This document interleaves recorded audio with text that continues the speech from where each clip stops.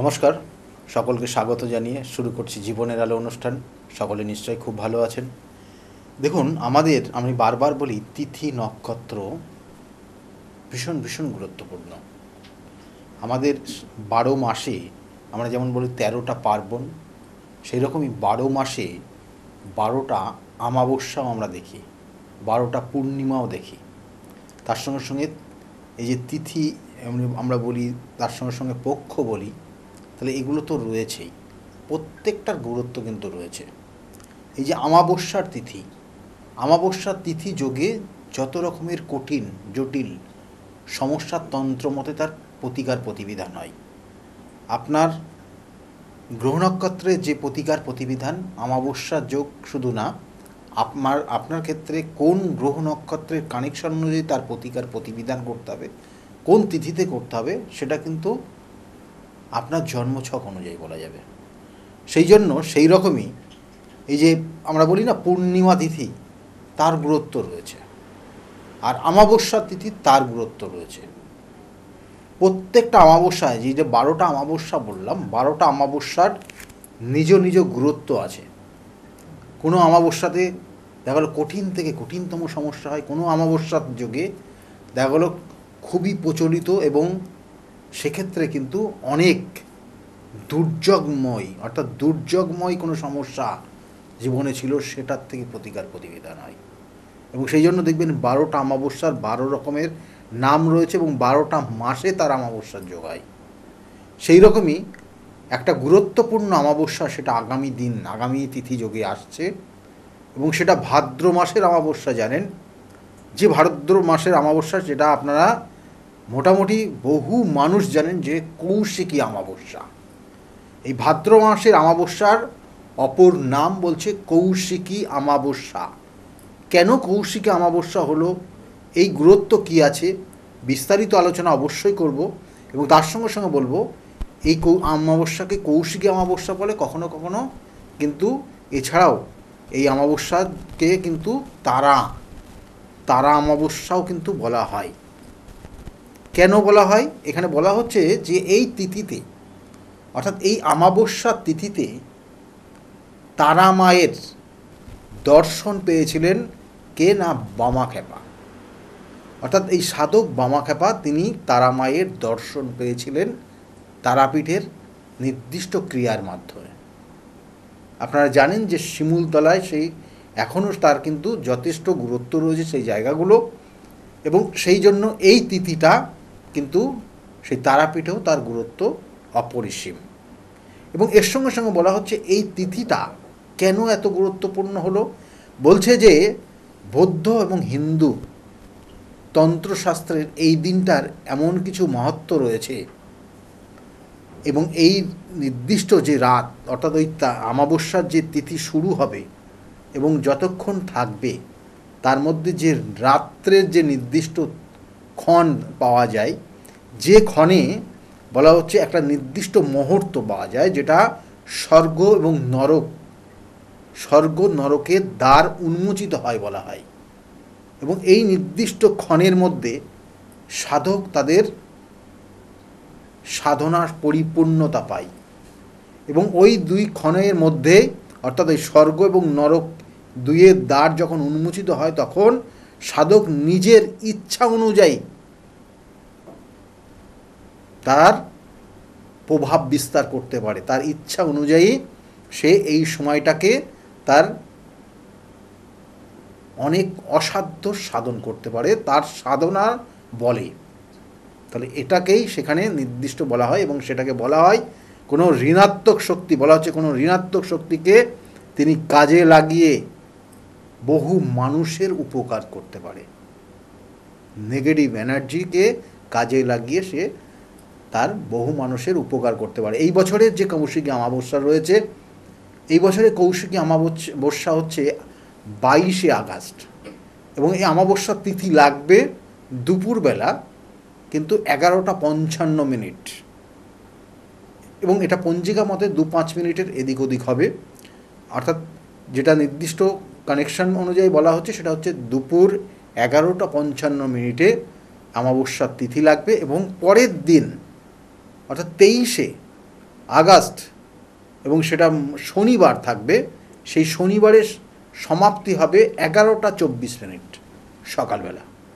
অর্থাৎ এই সময়কাল কিন্তু থাকবে, এবং সেটা বিশেষ যেটা গুরুত্ব রয়েছে, শুক্রবার রাত সেই নির্দিষ্ট ক্ষণ, নির্দিষ্ট সময় আসবে, যে সময়টা স্বর্গ এবং নরকের দ্বার উন্মোচিত হবে, এবং সেই সময় সাধক তার নিজের গুণবলে, আবার বলছি তার নিজের গুণবলে, সে কিন্তু তার এই ঋণাত্মক শক্তি, অর্থাৎ এই সময়কার ঋণাত্মক শক্তিকে সে কাজে লাগিয়ে মানুষের উপকার করবে, মানুষের সমস্যার সমাধান করবে।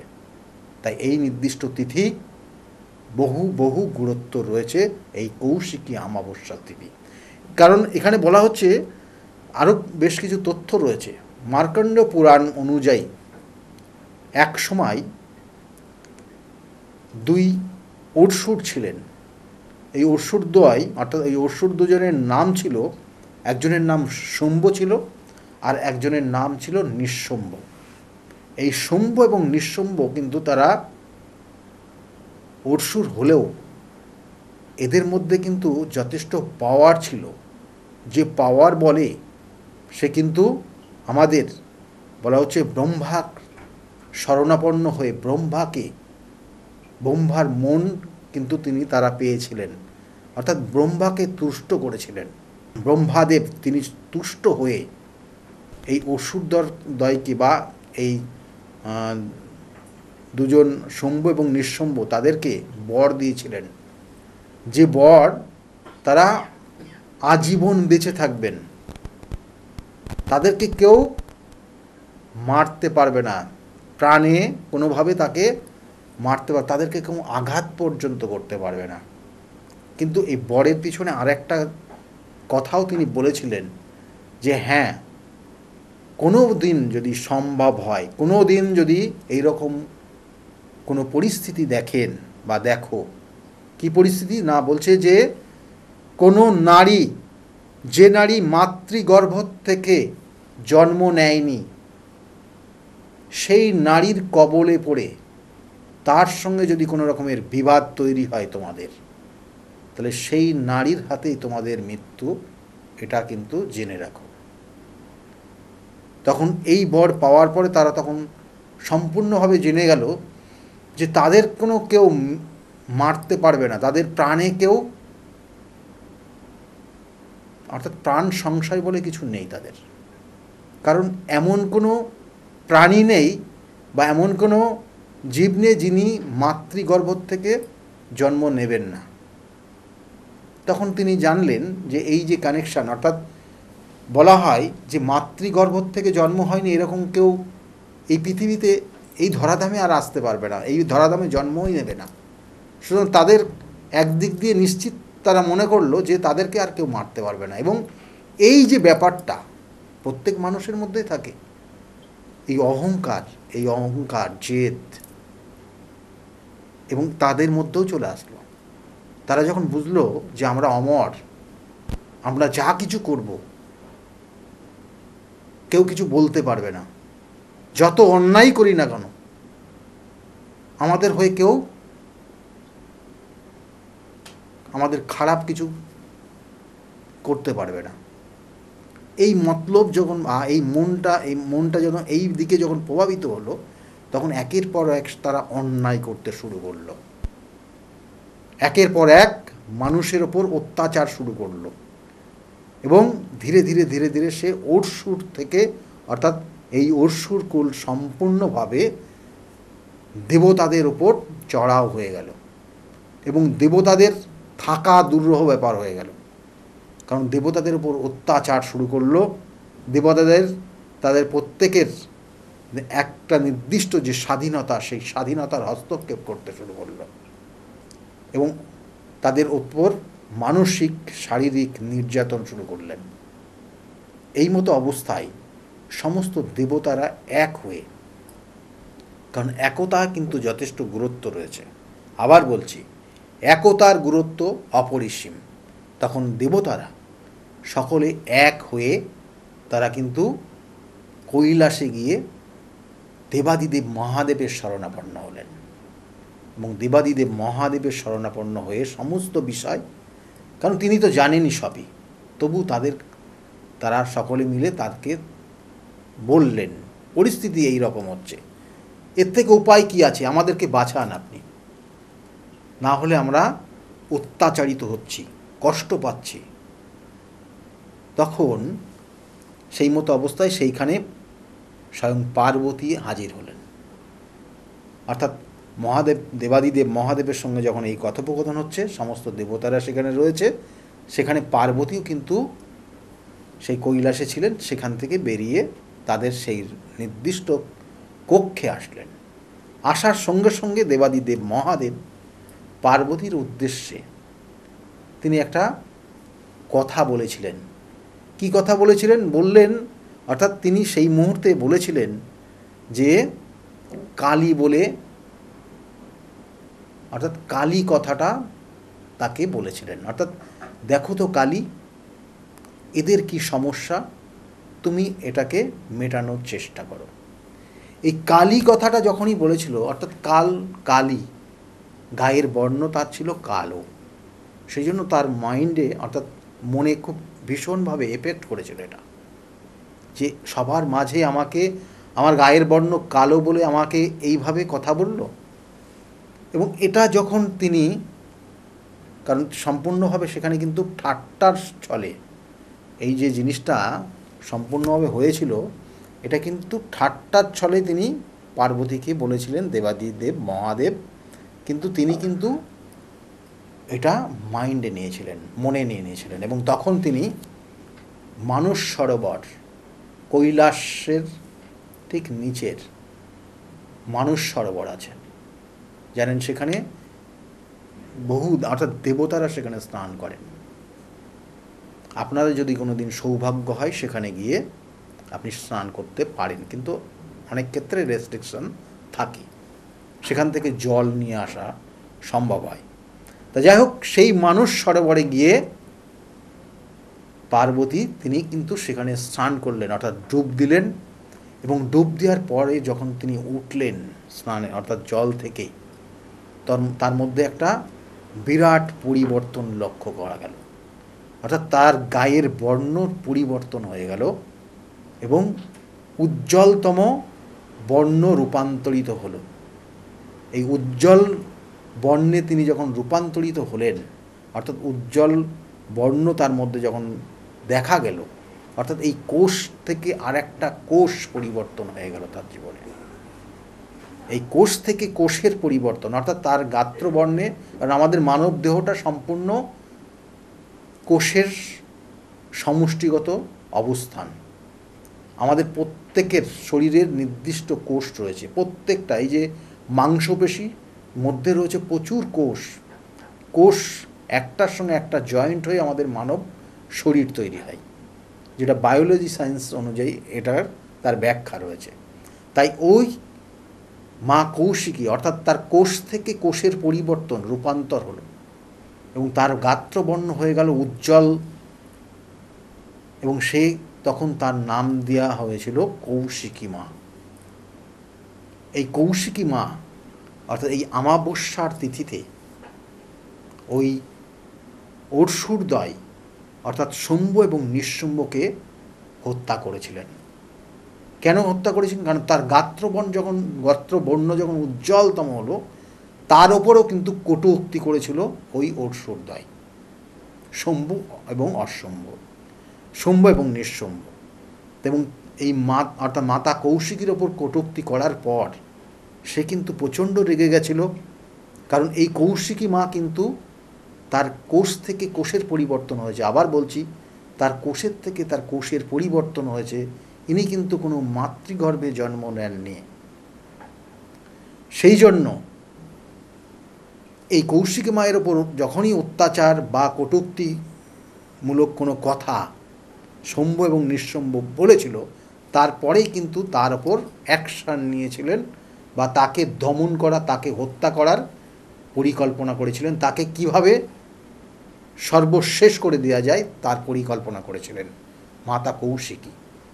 এবং সেইটা ছিল এই ভাদ্র মাসের আমাবস্যার তিথি, এবং সেখানে যুদ্ধক্ষেত্রে অর্থাৎ এই শম্ভুর সঙ্গে নিঃশম্ভুর যে যুদ্ধ হয়েছিল সেখানে কিন্তু হাজার হাজার কৌশিকী মা তার কোষ থেকেও তৈরি করেছিল, এবং সমষ্টিগতভাবে সেই যুদ্ধ হয়েছিল, এবং সেই যুদ্ধে শম্ভু এবং নিঃশম্ভুকে তারা কিন্তু হত্যা করেছিলেন।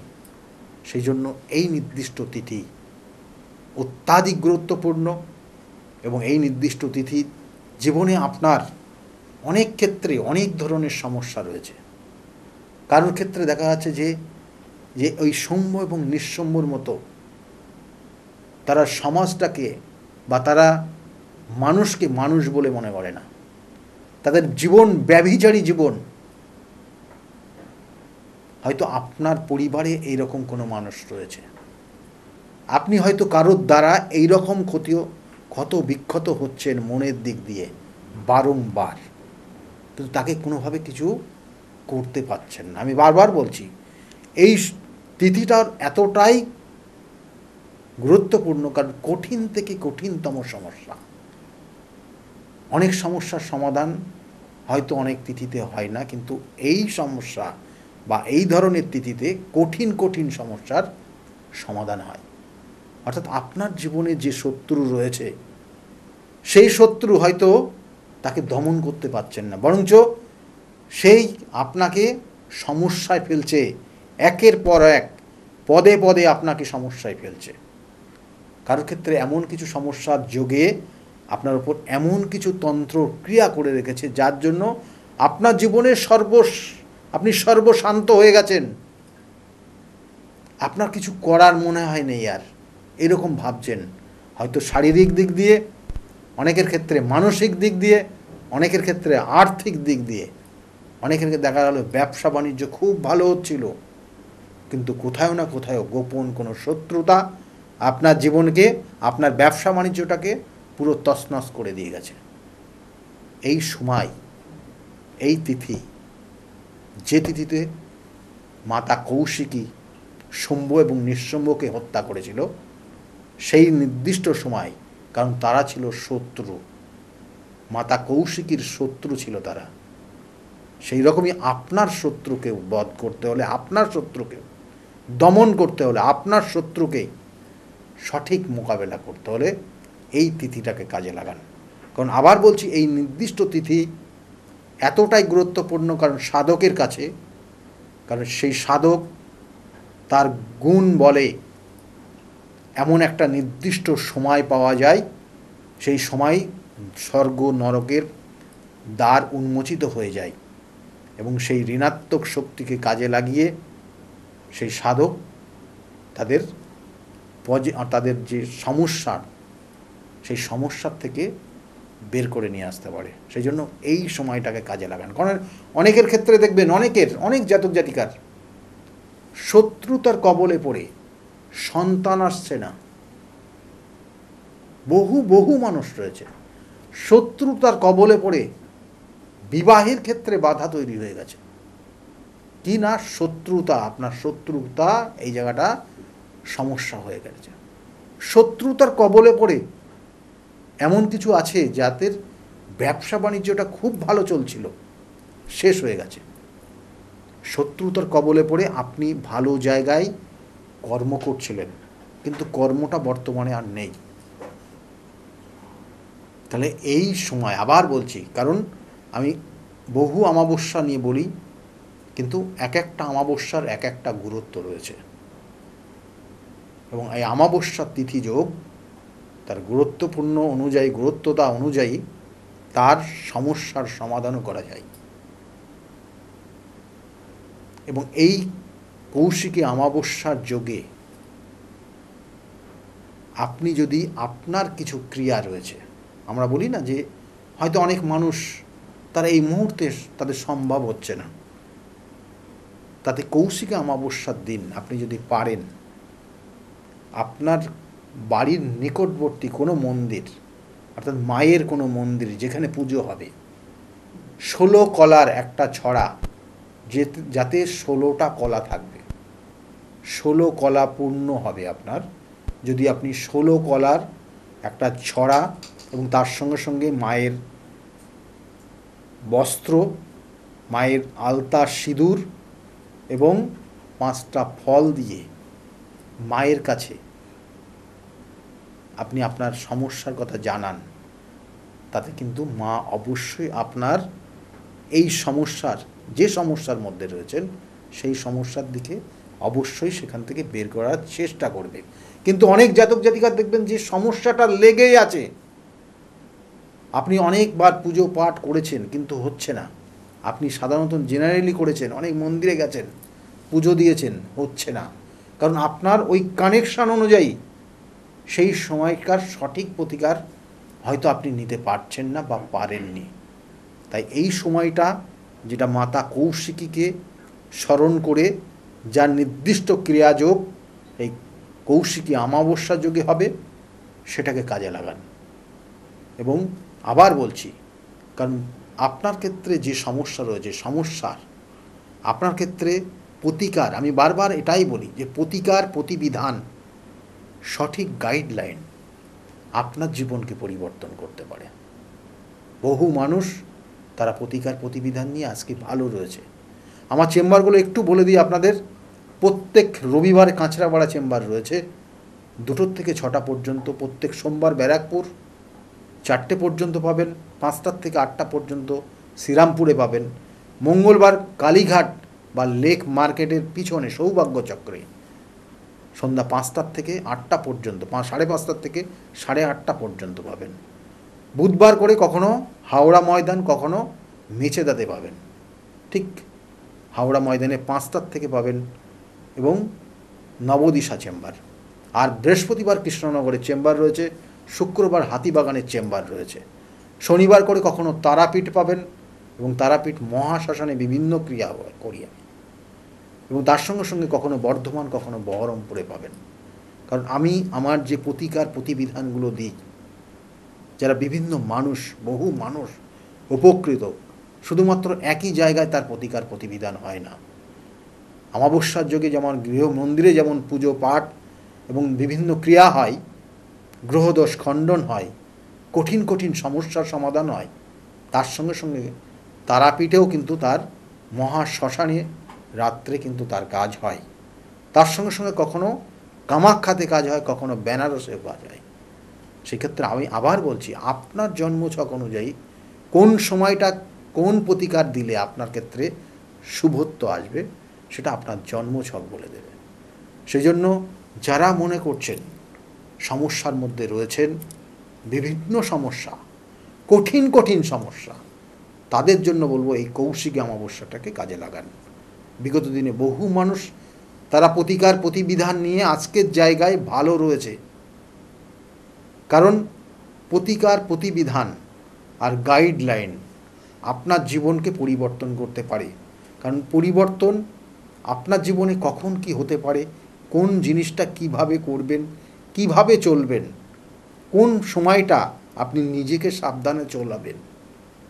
কারণ আপনি হয়তো সাময়িক কিছু পেলেন এবং সেটা নিয়ে আনন্দ করছেন, এবং সেটা দেখে আপনার অন্য কারো মানুষের হিংসা হচ্ছে, এবং এই হিংসার থেকে তৈরি হয়ে যায় ধীরে ধীরে শত্রু। কারণ আপনি পাচ্ছেন, আপনি করছেন, আপনি পরিশ্রম করে করছেন, কিন্তু যে ব্যক্তিটা আপনাকে দেখে হিংসা করছে তার মধ্যে একটা ঈর্ষা কাজ করছে। এই ঈর্ষা হিংসা আমাদের জীবনের প্রত্যেকের মধ্যে রয়েছে, যেটা আমি বলি ষড়রিপু। সেই ষড়রিপু 6টা শত্রু প্রত্যেক মানুষের জীবনে রয়েছে। যখন এটা ব্যালেন্স থাকে তখন ভালো থাকে, যখন এটা ব্যালেন্স থেকে একটা অংশ বেড়ে যায় বা ব্যালেন্স থাকে না, তখন তার মধ্যে ওই টেন্ডেন্সি কাজ করে, কখনো ঈর্ষা, কখনো শত্রুতা, কখনো তার জীবনযাপনের তছনছ হয়ে যাওয়া। তার সেক্ষেত্রে কিন্তু এই কৌশিকী অমাবস্যার ভীষণ ভীষণ গুরুত্ব রয়েছে। কারণ যে সকল মানুষগুলো প্রতিকার নিয়েছিল বিগত দিনে, তারা আজকের জায়গায় খুব ভালো রয়েছে। তাদের মুখ থেকে শুনুন তারা কতটা ভালো রয়েছে আর কঠিন কত সমস্যার মধ্যে তারা এসেছিল। শুনতে থাকুন, সকলে ভালো থাকুন। আজকের মতো এই পর্যন্তই, নমস্কার। ডক্টর গৌতম শাস্ত্রী। আর 5 জন অ্যাস্ট্রোলজারের থেকে কেন তিনি আলাদা? স্বাভাবিকভাবে আপনাদের মনে এই প্রশ্ন আসতেই পারে।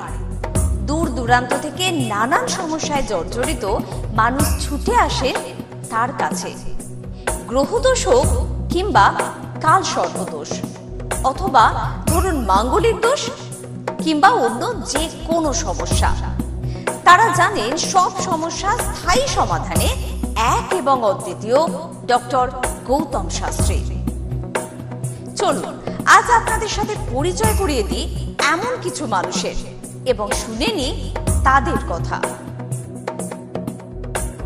আমার বাবা 2021 সালে প্রথমবার স্যারের কাছে আসেন, আর মানে বাবার ব্যাপারে যে প্রেডিকশনগুলো করা হয়, মানে প্রত্যেকটা প্রেডিকশন প্রচণ্ড অ্যাকিউরেট ছিল। তারপরে তো বাবার বিভিন্ন কাজে মানে স্যার হেল্প করেছেন, যেগুলোতে রেমেডি দিয়ে প্রত্যেকটা কাজই তারপর মানে খুব আমরা ফলও পেয়েছিলাম।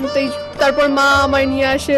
আমার ব্যাপারেও স্যার যে প্রত্যেকটা প্রেডিকশন করে প্রত্যেকটাই এতটাই অ্যাকিউরেট ছিল, মানে অনেকটা অবাক করার মতোই অ্যাকিউরেট ছিল। আর মানে মনে হয়েছিল আরও আগে আসলেই ভালো হতো, আরও অনেক কিছু বেটার হতে পারতো। কিন্তু তারপরে যখন রেমেডি নেওয়ার পরে আর প্রচণ্ড অনেক রকম ফল পেয়েছি আমি, আমার মা, আমার বাড়িরও সবাই এসেছে, মানে সবাই অনেক ভালো ফল পেয়েছি। আর মানে স্যার শুধুমাত্র ফলের দিক থেকেই না, এখানে এসে পুজো দিয়ে স্যারের ব্যবহারও খুব ভালো। আর মানে প্রত্যেকটা জিনিসের ক্ষেত্রে তিনি মানে খুব অ্যাটেন্টিভ, খুব ভালোভাবে শোনেন, প্রত্যেকটা জিনিসের সেভাবেই সলিউশন দেয়। তো আমি এসে তো খুব ভালো ফল পেয়েছি। আপনারা যদি দেখে থাকেন আসবেন, মানে অবশ্যই ফল পাবেন। অনুপ চন্দ্র, আমি ডক্টর গৌতম শাস্ত্রী স্যারের সাথে বিগত 6 বছর ধরে মানে যোগাযোগে আছি। আমি যখন কলেজে স্টুডেন্ট ছিলাম তখন থেকে স্যারের কাছে কনসালটেশন নেই। পড়াশোনাতে ওনার গাইডেন্সের মাধ্যমে আমি বিটেক কমপ্লিট করি, তারপরে আরও কিছু পড়াশুনো করছি এখন। সাথে সাথে কেরিয়ারের ওনার প্রচুর গাইডেন্স পেয়েছি। ওনার গাইডেন্সের মতো আমি এখন একসাথে 3খানা ব্যবসা প্যারালালি রান করছি। 3টেই কিন্তু ইন্ডিয়ার বাইরের, নট অনলি ইন ইন্ডিয়া, 3টে ইন্ডিয়ার বাইরে। এখন একটা ছোট অ্যাচিভ করেছি। রিসেন্টলি আমি একটা গাড়ি কিনেছি, যেটা Volkswagen কোম্পানি, 25 lakhs অ্যান্ড অ্যাবভের। পরবর্তীকালে বেশ কয়েকটা গোল আছে। স্যারের গাইডেন্সের মাধ্যমে সেই গোলসের ওপরে আমি টাইম টু টাইম কাজ করছি। ওনার কনসালটেন্সিটা এতটাই ভালো কি আপনাকে উনি মান্থ টু মান্থ বলতে পারেন কি কোন সময়ে আপনি কিভাবে রিঅ্যাক্ট করবেন, কিভাবে এক্সিকিউট করবেন নিজের কাজ। যদি আপনি সেই কাজগুলো সেই ওনার কথা অনুযায়ী আপনি যদি এক্সিকিউট করেন, ডেফিনেটলি আপনার গোলটাও টাইম মতো কমপ্লিট হবে। আর আমি সবাইকে এটাই বলবো, যদি আপনারা বিশ্বাস করে আসেন তবেই কিন্তু হবে। যদি বিশ্বাস না থাকে তাহলে কিন্তু কোনো কিছু হবে না। আপনাকে সেই বিশ্বাসটা রাখতে হবে। নমস্কার, আমি শ্রাবণী দাস, আমি হালিশহর থেকে আসছি। স্যারের এখানে আমি খুব বেশি দিন আসছি না, তবে আমার ফ্যামিলির অনেককে নিয়ে আমি এখানে এসেছি। এখানে এসে স্যারের কাছ থেকে আমি অনেকভাবে উপকৃত হয়েছি। যেমন আমার এক কাজিন, ওর অফিসের কোনো প্রবলেম হচ্ছিল, ও কোনোভাবে স্থিতি হচ্ছিল না অফিসের কোনো কাজের। স্যার বলেছিলেন যে ও পুরনো যেখানে কাজ করছে সেখান থেকেই ওর কাজ, আবার ওখান থেকে ওকে ডাকবে এবং সেখানেই ওর স্থিতি হবে। সেটাই হয়েছে। আবার আমার আরেক রিলেটিভের গাইনিক কোনো প্রবলেম হচ্ছিল, সেই প্রবলেমও উনি যা বলেছিলেন যে সেই প্রবলেম ঠিক হয়ে যাবে। সেই প্রবলেম ঠিক হয়ে আমাদের ফ্যামিলিতে এখন নতুন একজন মেম্বার আসছেন। এই জন্য আমরা খুব খুশি। ওনার কাছ থেকে এসে, ওনার কাছে এসে আমরা নানাভাবে অনেকভাবে উপকৃত হচ্ছি।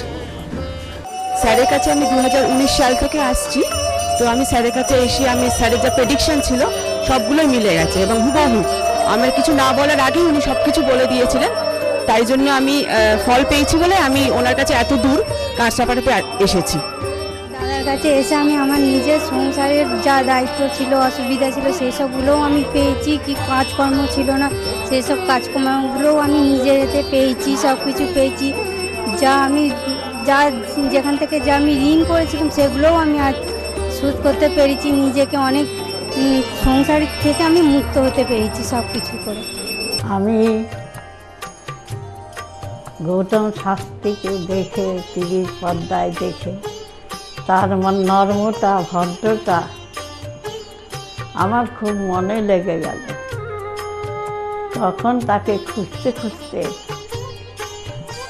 তার কাছে আসি। কিন্তু অনেক জ্যোতিষী দেখেছি টিভি পর্দায়, আমার মনের মতো হয়, কিন্তু ওনার ভাষা সব কিছু আমার খুব ভালো লাগে। ওই জন্য ওনার কাছে এসে আমি অনেক উপকৃত। আমার দেহের এবং মনের শান্তি, অনেক কিছু আমার নিজের জনদের, ছেলে মেয়ে নাতনিদের জন্যে অনেক সমস্যা উনি সমাধান করে দিয়েছে। আমার এক নাতনির 16 বছর বাচ্চা হয় না, তাকে পর্যন্ত এনে দেখালাম, তার কোলেও বাচ্চা দিয়েছে। এর থেকে আনন্দ আমার আর কি আছে? তার কোনো চাহিদা নেই, কোনো চাহিদা নেই, দিলেই কি না দিলেই কি, কোনো চাহিদা নেই। আপনারা একবার এসে যোগাযোগ করেন। কামাখ্যা মা, তারা মা, গৌতম শাস্ত্রী তাদেরই একজন ভক্ত। তাদের সাধনার ফলে আজকে আমাদের প্রত্যেকের কাছে পৌঁছিয়ে দিচ্ছে সেই শান্তির সাহারা। যে যেখানে আছেন, আপনারা যারা আসেননি তারাও এসে তার সঙ্গে দেখা করুন, যোগাযোগ করুন, আপনাদের সমস্যার সমাধান হবে ও শান্তি পাবেন। আমি তো খুব ভালোবাসি, অন্তর থেকে ভালোবাসি, কেন আমি তো উপকৃত। ভারতবর্ষ বই তার নামে যেন ছড়িয়ে পড়ে, আমার এই প্রার্থনা। আপনার নাম কি? আমার নাম পলি দাস। আপনি কবে থেকে আসছেন? আমি 4 বছর হয়ে গেল এখানে আসছি। আচ্ছা, আপনি যে এতদিন ধরে আসছেন, আপনি কোনো কাজ পেয়েছেন? অবশ্যই। হ্যাঁ, প্রথমে আমার মেয়েকে আমি পড়াশোনার ব্যাপারে, ওর যাতে পড়াশোনায় মন আসে এইসব ব্যাপারের জন্য এসেছিলাম। আস্তে আস্তে দেখলাম আমার মেয়ের অনেক ইমপ্রুভ হচ্ছে। তারপর আমি সবাইকে, আমার আশেপাশে বন্ধু বান্ধব, আত্মীয় স্বজন যে আছে সবাইকে বললাম যে দেখো আমার মেয়ে অনেক চেঞ্জ হচ্ছে, মানে ও খুব দুষ্টু ছিল, পড়ায় মন বসতো না, সেগুলো হয়েছে। তারপর থেকে বন্ধু বান্ধব সবাইকে বললাম, সবাই আসলো, সবাই খুব আনন্দ, সবাই খুব খুশি, আমিও তো ভীষণ খুশি। আমার আচ্ছা, আজকের ডেটে দাঁড়িয়ে অ্যাস্ট্রোলজার ডক্টর গৌতম শাস্ত্রীর কাছ থেকে যে আপনি যে স্যাটিসফাই হয়েছেন, তা কতটা আপনি স্যাটিসফাই হয়েছেন? হ্যাঁ, আমি তো মানে সত্যিকারেরই মন থেকে বলছি, মানে পুরোটাই আমি আমার, মানে যতটা আমি চেয়েছিলাম, বেশি তো মানে কম বললে ভুল হবে, বেশি হয়েছে, বরং আমার আনন্দের জায়গাটা এতটাই বেশি হয়েছে। তার মানে আপনি পুরোপুরি স্যাটিসফাই, তাই তো? আমার নাম রাকেশ মণ্ডল, গ্রাম ডবলকোটা। এই দাদার কাছে এসেছিলাম, অনেক প্রবলেম ছিল, সেই প্রবলেম কিছুটা সলভ হচ্ছে এবং হবে। এই অমাবস্যার দিন এই যজ্ঞ হচ্ছে, অনেক দূর দূর থেকে মানুষজন আসছে, কাজ হচ্ছে বলে সবাই তো আসছে, আমিও এসছি, আবারও আসবো। নমস্কার, আমি জয়িতা গুহ। আমি গত এপ্রিল মাস থেকে খুব সমস্যায় পড়েছিলাম। আমার কাজের দিক থেকে সমস্যা ছিল, বসের সাথে এবং পারিপার্শ্বিক আমার যে কলিগরা ছিল তাদের সাথে খুবই সমস্যার জড়িত হয়েছিলাম। তো তারপরে সেই কাজটা আমি আর অবশেষে টিকিয়ে রাখতে পারিনি, সেটা আমাকে বাধ্য হয়েছিলাম আমি সেটা ছেড়ে দিতে। তারপরে একটা খুব আর্থিক দিক থেকে খুব ভেঙে পড়েছিলাম। তো সেই সমস্যায় জর্জরিত হয়ে বুঝতে পারছিলাম না কি করব। তো হঠাৎ একদিন টিভিতে প্রোগ্রাম দেখি ডক্টর গৌতম শাস্ত্রী, ওনার কথাবার্তা, ওনার যে উপাচারগুলো রয়েছে, যেগুলো উনি বলেন প্রতিকার, সেগুলো শুনে আমার খুব ভালো লেগেছিল। তো ওনার সাথে এসে দেখা করি, আমার সমস্ত কথাবার্তা ওনার সাথে শেয়ার করি, প্রবলেমগুলো। তারপর উনি আমাকে দেখে আমাকে কিছু বলেন আমার ব্যাপারে, তো সেগুলো একদম হুবহু মিলে যায়। তো তারপরে উনি আমাকে রেমেডি সাজেস্ট করেন, তো আমি সেই রেমেডিটা নিই, আমি ধারণ করেছি। তো ধারণ করার পর আমি আস্তে আস্তে নিজের মধ্যে একটা চেঞ্জ দেখতে থাকি।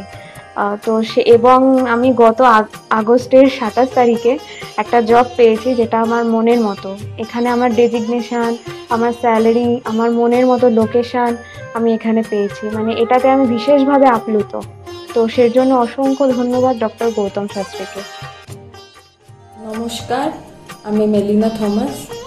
আমি গত 1 মাস আগে থেকে ডিপ্রেশনে ভুগছিলাম এবং আমার অনেক রকম সমস্যা দেখা দিচ্ছিল। আমি আমার মায়ের থ্রু থেকে জানতে পারি ডক্টর গৌতম শাস্ত্রীর কথা এবং আমি সেখানে আমার প্রবলেমগুলো নিয়ে আসি এবং তার কথা মতো আমি প্রতিকারগুলো করি এবং সেই কথা মতো আমি চলতে থাকি।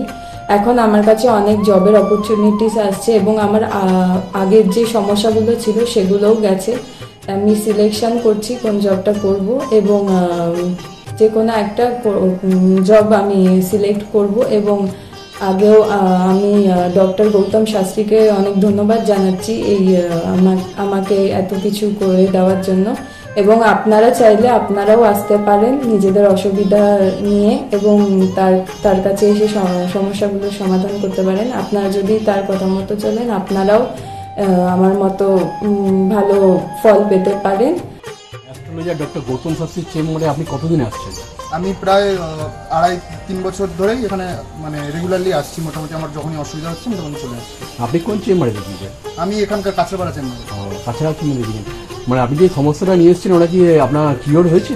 হ্যাঁ, আমি প্রথমে যে সমস্যাটা পড়াশোনার সমস্যা নিয়ে প্রবলেমে পড়ে ওনার কাছে এসেছিলাম, তা মোটামুটি আমার যত দিন যাচ্ছে ইমপ্রুভ হচ্ছে আস্তে আস্তে। না, আপনার কাজ এরই মধ্যে এসেছেন? আমি হালিশহর থেকে এসেছি। ধরো আমার নাম তো মলিনা ঘোষ, কিন্তু তোমার কি হয়েছে বলো তো, আমি দাদার কাছে অনেক বছর ধরে মানে কয়েক বছর ধরে ভালোই এসেছি। আমি অনেক বিপদে পড়েছিলাম তো, তখন আমি এক টিভি চ্যানেলে দেখে সবাই কিন্তু প্রোগ্রাম দেখে, সব সিরিয়াল দেখে, সব কিছু দেখে, কিন্তু আমি ওই সিরিয়াল সব কিছু ছেড়ে আমার এমন বিপদ হয়েছিল, আমি শুধু টিভির কাছে বসে শুধু এই শাস্ত্রী চ্যানেলগুলো দেখে দেখে আমি মনে ভাবতাম আমি কাকে মনের মতন পাবো। পেলাম যে সবাই এত চ্যানেলে, কিন্তু আমি সবাইকে দেখেছি, আমার দাদাকেই আমার খুব পছন্দ হলো। আমি খোঁজ করতে করতে করতে করতে আমি এমন বিপদ যে আমি এই বিপদে কি করে উঠবো, তখন ওই দাদার কাছে আসলাম। খোঁজ পেয়ে চিকিৎসা করতে করতে তখন দাদার কাছে এসে আমার অনেক বড় বিপদ ছিল, আমার ছেলে স্বামী সব নিয়ে আমার বাড়ির খুব অবস্থা খারাপ ছিল। আজকে ওনার কাছে এসে আমি অনেক উপকার পেয়েছি। আমি সবার কাছে বলছি, আমি এত লোক দেখছি, আমি বলি একটু যদি দাদার কাছে এসে সব ধৈর্য ধরে, কারোর বিফল হবে না, তার ফল ছাড়া বিফল হবে না।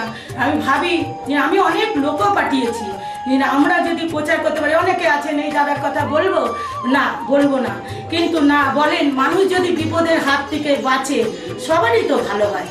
কিন্তু দাদার কাছে আসার পরে আমার এমনও মাঝে একটা এমনও বিপদ গেছে, এই দাদাই আমাকে এই বিপদের হাত থেকে উঠিয়েছে। এর জন্য আমি দাদার কাছে সারা জীবনের জন্য কৃতজ্ঞ থাকি। দাদাকে চাই দাদাও ভালো থাকুক, আমরাও যেন দাদার কাছে এসে দাদা আরো সুস্থভাবে যেতে পারি।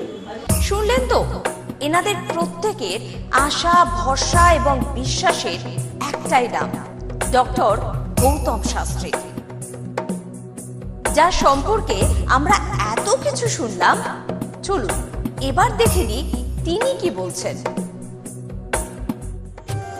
আজকের যে ফিডব্যাক আপনারা পাচ্ছেন, এগুলো কিন্তু আমার সবটাই আমার গুরুদেবের আশীর্বাদ। কারণ গুরুদেব আমাদেরকে একটাই জিনিসই বলেছিলেন যে যেভাবেই হোক মানুষকে উপকার করলে তোমার কিন্তু আগামী দিনে দেখবে তোমার মানুষ কিন্তু তোমার পাশে এসে দাঁড়াবে। এবং সেইভাবেই আমি কিন্তু যেভাবে সকলের উপকার বা আমি যতটা কাজ করছি সকলে উপকৃত হচ্ছে, এবং এর জন্য আমিও কিন্তু খুব আনন্দ পাই যখন তারা বলে যে না দাদা, আমি আপনার এই কারণে এই জন্য এসেছিলাম, এই কাজটা আমি পেয়ে গেছি। সুতরাং আমিও চাই যে এইভাবে মানুষের পাশে থেকে মানুষকে সহযোগিতা করে মানুষকে আরও ভালো জায়গায় পৌঁছে দেওয়া। যাদের খুব দুঃখের মধ্যে, কষ্টের মধ্যে আছে, তাদেরকে কিছুটা গাইড করে তারা যদি আরও ভালো জায়গায় যেতে পারি এবং ভালো জায়গায় তাদেরকে যদি নিয়ে যেতে পারি, এটাই হচ্ছে আমার মেন উদ্দেশ্য। অর্থাৎ তারা যদি আরও ভালো জায়গায় যেতে পারে, সেখান থেকে যে আনন্দ উপভোগ করতে পারবো আমি, সেটা কিন্তু চিরস্থায়ী থেকে যাবে। তাহলে আর দেরি কেন, চটপট ফোন করুন 9836410969 অথবা 8335805241 এই নাম্বারে। শুধুমাত্র একটি ফোন, যা পাল্টে দিতে পারে আপনার গোটা জীবন। জ্যোতিষবিদ, বাস্তুবিদ, হস্তরেখা বিশারদ ও spiritual guide doctor Gautam Shastri, এক এবং অদ্বিতীয়।